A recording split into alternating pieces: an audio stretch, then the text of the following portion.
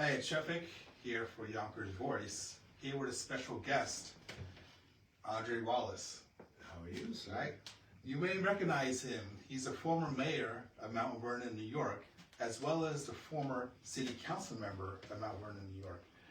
And currently, he's a councilman-elect. Yes. Yes, we just had an election November 4th, 2025. So you have a full circle moment, which is kind of amazing now. So I remember you called me about 10 years ago, and you said, getting the team back together. Yeah. Getting the team together, you're running for city council. At a special event, you invited Tony Award winner Melba Moore. She performed. Tito Puente Jr. performed also. And you had this grand announcement and your plans for the city. It was quite amazing. So 10 years later, full circle moment. What does it mean to now have the same position that you started with?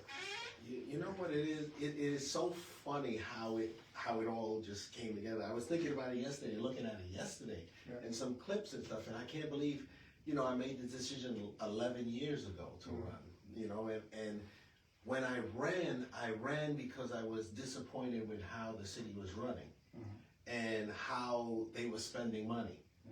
Taxpayers' money, because I was like, hey, I'm a taxpayer too, So I remember going to the city council meeting one day, and I was just furious about the tax increases and what was going on and how they were managing the city.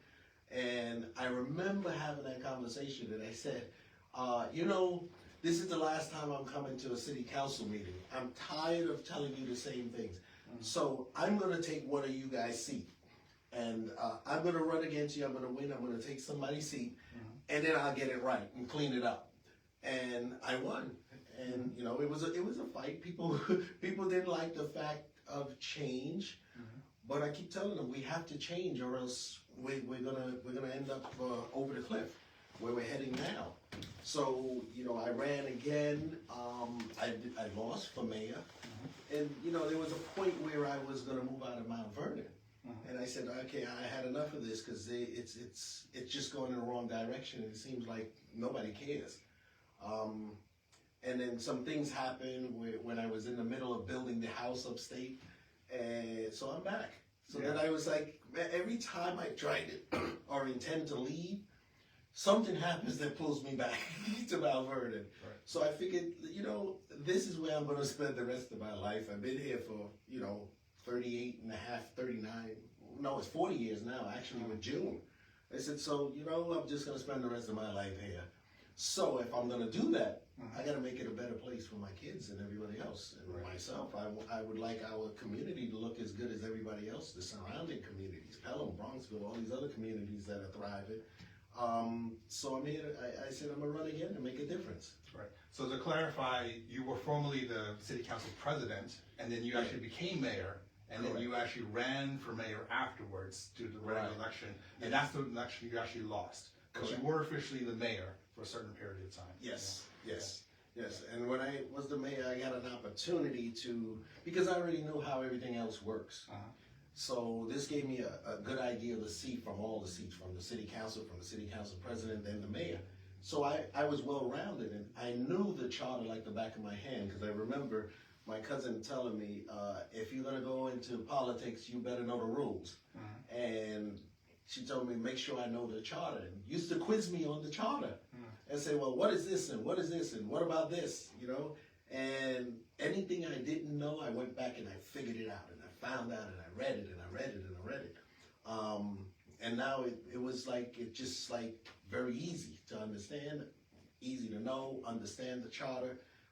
And then now what the bad flip side of it is, I see what everybody's doing wrong. And I'm like, that's not what the charter says, and that's not what the charter says. And it's still continuously going on, and it's going, things right now are, people are doing things wrong for so long, and now they believe it's right.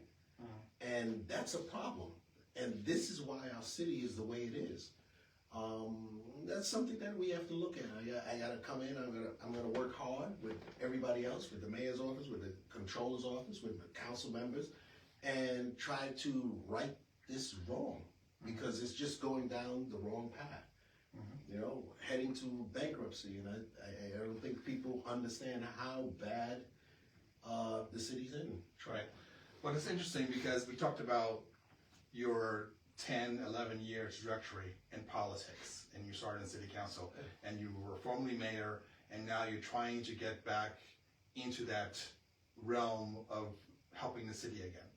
What would you say to the people that feel that you already had your chance, you've already been there, and you are a catalyst for the changes that did not occur? So how do you build that trust with the people right now? Well, what it is I've been tooting the horn of bankruptcy for 10 years, and everybody knows that. I've been writing stories. You can always go, and you know, I was looking at some of them the other day on AndreWallace.com. This has been stories since 2015, 2016, 2017. You know, and it was so funny because somebody brought it to my attention the other day, and they were like, hey, you know, you said all of this was going to happen in your article, Money Burnin Mount Vernon, back in 2019, you know? So I look at all of those things, and I've watched how you know, I feel like Edgar Casey at this point. I think all of these stories should be up there with his 14,400 predictions, because it's just so on point, but it's so easy because you can see where it's going by looking at the numbers. And I can always tell people, numbers don't lie, people do. You know, so if you check the numbers, you'll know where we're going and where we're at. You know, when people come to say he had his shot at city council, you know, I didn't get a shot at city council, full shot. I didn't get a full shot at mayor either. I didn't get to implement what needs to be done. When I first was in city council, I knew I was going to have a problem, because it was either I, you know, have those conversations about what is going wrong, expose corruption, and constantly work on making it better. You know, and people didn't like that. They would say, oh, he's always fighting with this one, he's always fighting with that one. Years later now, everybody, oh, now I know why he was fighting. Thank you for doing that. Yeah, but it took a hit on my credibility as that. But my integrity always stays intact. And that's more important to me than the likes. You know, I'm going to stay within that integrity. I'm going to do what I say, and only say what I'm going to do. And I make sure that happens. And those things that I were doing happen. I hear crazy stories, you know, about how I was the one who closed down the bodegas at night. Somebody was just telling me that last week and having a debate with me on the corner. I said, sir, that happened way before I even got into politics here, because I don't even know how I got into politics. I think it just goes back to being frustrated with the taxes and what was going on with the city. Never dreamed in my life I would be in politics, but I'm here now. And since I already studied it and I know how it goes and where we need to be, I'm here to make the change. So now that you're here, let's talk about how Mount Vernon got here, the place where it's at right now. We're talking about bankruptcy. How does a city get bankrupt? Easy. You spend $2 for every dollar you get. How long What you are they think spending on? That's the question. That's what I don't seem to know. When I was in the council, we ran the city on a $107 million budget. We had more things happening. You know, we had the armory running, the Dole Center, we had the animal shelter that shut down. All these things were running. The programs, we had more programs. We had more kid programs. We had all these things. Now we're running with $50 million more, and we have less. We don't have the armory running. We don't have an animal shelter. We don't have the Dole running properly. We don't have all the programs for the children and the seniors that we had before. So I'm trying to figure out, how are you getting $50 million more in your budget today, but we're getting less? So that didn't make any sense.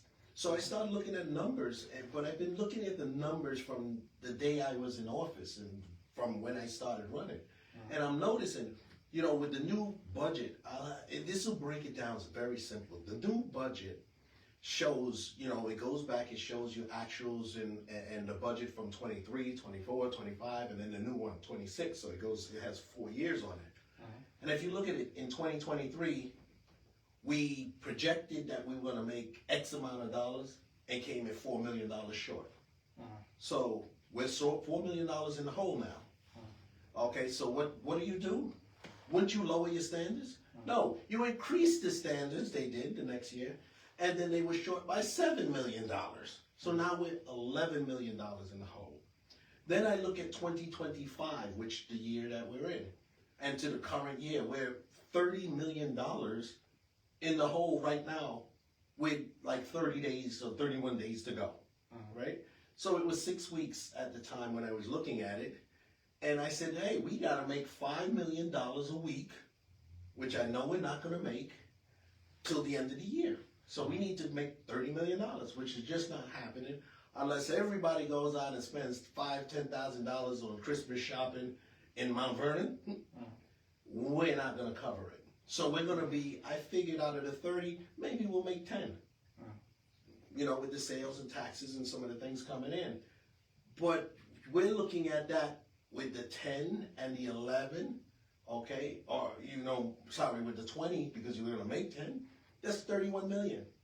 And then we are short, so short, that we had to do a TAN, borrow money from next year taxes, okay, to get to the end of the year. All right, so let's talk about the borrowing. How do you borrow money that doesn't exist yet? Where do you get it from? Well, you're borrowing it. You can usually borrow money from your future revenues. You can get it from a bank or something like that because you know you're going to make money. This is our tax. TAN is tax anticipating notes. You know what I mean? But when we talk about banks, let's say if you have a loan in your house or anything like that, you don't pay it, then the bank takes your home. So what happens if Mount Vernon still doesn't pay the money back? Does the banks own Mount Vernon then? that would be the situation, but I don't think they're gonna. It gets to that point because everybody gets that, you know, the state aid at the end of the year, so they take that money and they'll try to pay back the $7 million with the state aid. But last year we took out the same thing. We borrowed a loan against 2025 taxes and paid it towards the end of the year at December 31st. But it comes in December 20 something. I'm not sure the exact date. And then they paid it back. But you borrowed the $7 million and change. You paid back most of it, but you still left $600,000 left over that we couldn't pay. So it rolls over to the next year and the next year. So we're always doing it. A lot of, you know, municipalities do it, but they do it and they're able to do it within means. We don't have a fund balance. We don't have any money. We're on a cash basis, which means when you pay me $2, brother, I can pay somebody. If you don't give me any money, they ain't getting any money. That is how we're running. And there's no saving, no rainy day fund, no nothing. And it's terrible. And I'm trying to explain it to people how bad it is when I tell them how much in debt we are. And I said, by the time we see these next audits, we're going to be close to $1 billion in debt. So what happens when a city goes bankrupt? Is it we can't afford city needs, let's say fire department, police department, things like that, Well, or the even state schools? The state? Yeah, before we file for Chapter 9, okay, the state will step in. They'll do a control board. Yonkers had one years ago, and if anybody remember how Yonkers had it and other municipalities had it, that is the last thing you want. Because they coming in, they're not going to touch fire. They're going to make sure fire, DPW, and police work. Everything else is on the chopping board at the table. The rest of the city is on the chopping board. They're going to come in and they're going to raise the taxes, whatever it needs to be, you know, and make those big increases and all that stuff. And they're going to run the city. And, you know, it's going to come to a point when a department needs a box of pencil. You're going to have to ask for that. And you're going to have to sign out that. It is that tight. You know, the school board has a monitor right now because the school board's heading in the same financial conditions. It's been bad for a long time. And it's not all the school board's fault because they're getting less money because the city over time, I've been talking about these pilots that we've been doing that are bad deals for the city. So the pilots that, you know, are taking the money away and the developers are running away with their money is not beneficial to the city.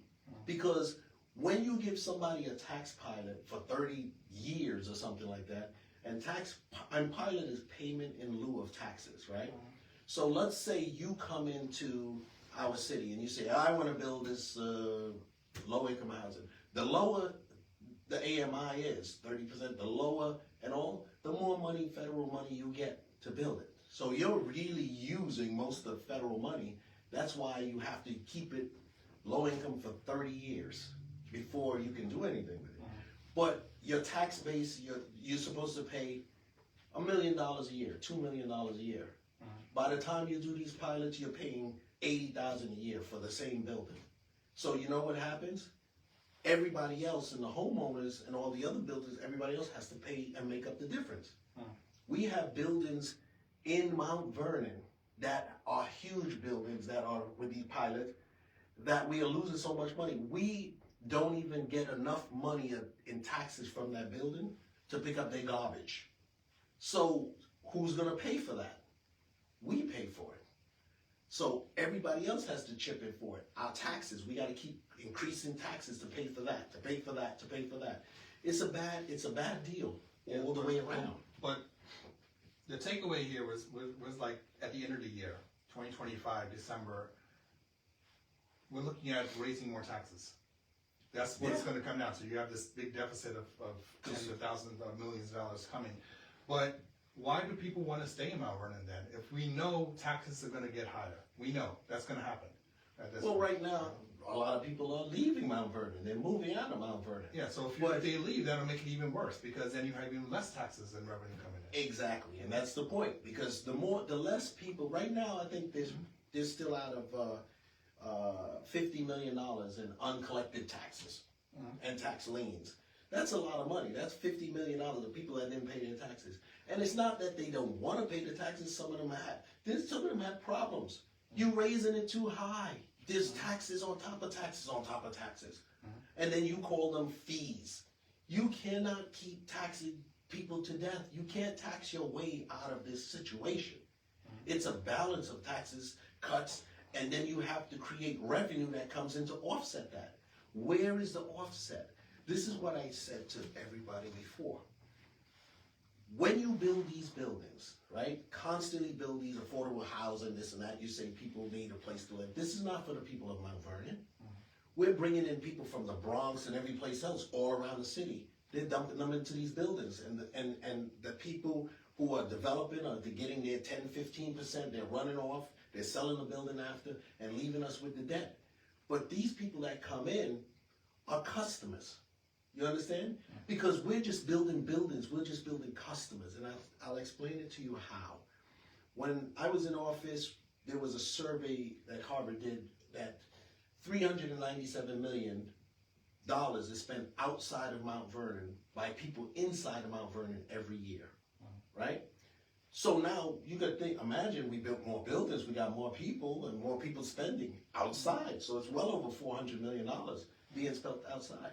You know why? Because we're bringing people here, we're supporting Yonkers Cross County, White Plains Mall, Pelham's shopping strip, Yonkers restaurants, New Rochelle's entertainment, because we don't have a movie theater, we don't have restaurants, we don't have the kids' entertainment stuff, we don't have pretty much anything. So everything you have to do is outside of Mount Vernon. You're not creating businesses or places to do business to accept the money. You're not bringing in stores, trades, businesses that people can spend that $400 million leaving. Just imagine, like I tell them, if we created that business in Mount Vernon with the store, the revenues and all this stuff, that we had entertainment, a movie theater or whatever, I'm just saying, and we captured just 25% of the money. That's $100 million extra revenue inside Mount Vernon. We want to catch more than that. I like to catch almost 80% of it, because you're never going to catch 100%. People are still going to shop other places because there's stores we don't have. But we need to start focusing on that. How do we do that and get that revenue in? How do we make money? Because I've been saying this for 11 years, over a decade, probably even longer. Mount Vernon is a corporation. You have to run the city as a corporation. And everybody invested in it who bought a house or a condo or a co-op or whatever, those are all investors. you have to understand that they're making investment, because when you buy your home into some place, 20 years later, if you bought it for $500,000, you want to sell it for $1 million or something, because that's your nest egg. You want to get your money back. You don't want to end up spending it and then we go into bankruptcy. All these problems happen, and now the $500,000 house that you bought 20 years ago is worth $450,000 because it's just a setback. Because nobody wants to move in a city that's unsafe, not clean.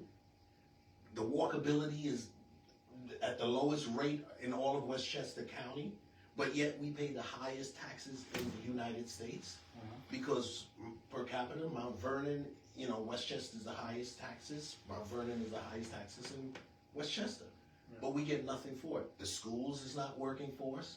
Nothing seems to be working for us. Why would people want to stay? I sometimes ask myself that. I know I'm here for the long run, but we have to change it. We have to start operating this as a business. We have to start looking at how to bring revenue and how to relieve taxpayers and how to give the children, the seniors, and all of these the programs. And the only way we're going to do that is if we start making money ourselves and stop waiting for federal grants and handouts. Well, you know, it's interesting you talk about a corporation, right? Everything needs to run as a business, city, county, state, everything. At what point would the state come in and say, okay, you're bankrupt, you have residents that are leaving, Mount Vernon is bankrupt, let's not have Mount Vernon anymore? Because we're almost there.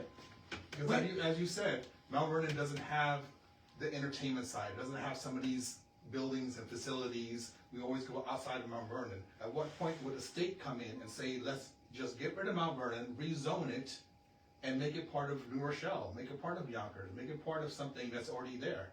Because people are leaving anyway, and now if you're part of these other cities that are adjacent, then that solves the problem.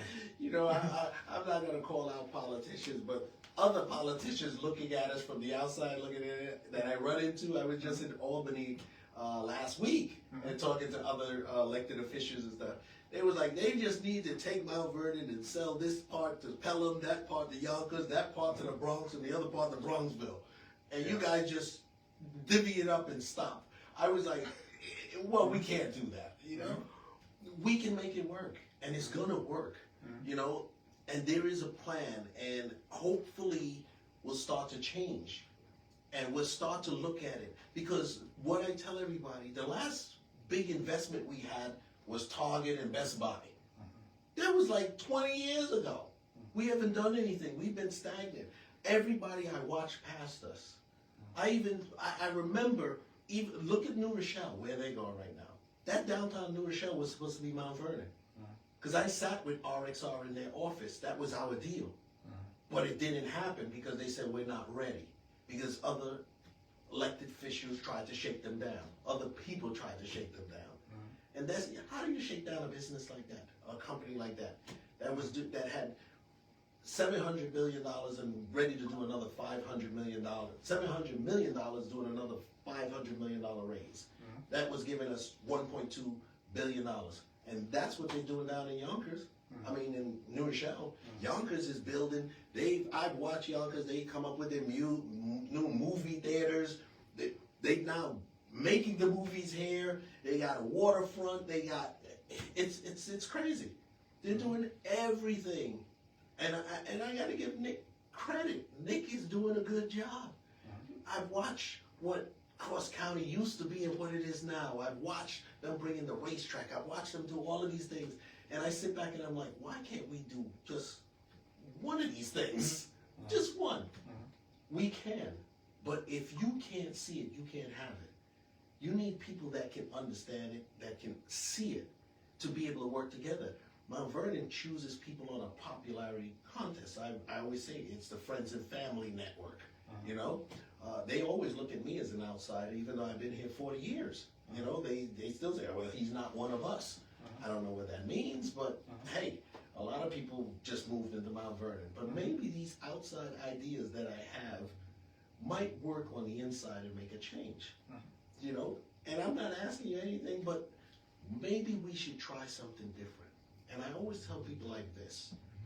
I said, look, when you have a clock moves, the hand goes around, it's 1 o'clock, 2 o'clock, 3 o'clock, 4 o'clock, so and so on.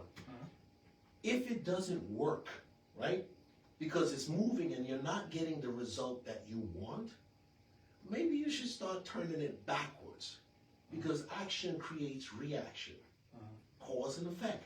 So if what you're doing constantly is not working, turn the hand the other way, the opposite way, because if that's failure, I'm sure the other direction is success. But they just keep turning the hand, it doesn't matter. And you know, what bothers me is that when you're pointed out, they turn the hand faster, like it's gonna do it, like it's gonna work. It doesn't work. We have to change what we're doing, you know, period. In order for Mount Vernon to survive, we're $2 away from bankruptcy. And that is my biggest fear, because I understand what Chapter 9 is, you know. I understand how it works, and I understand what the state is going to do.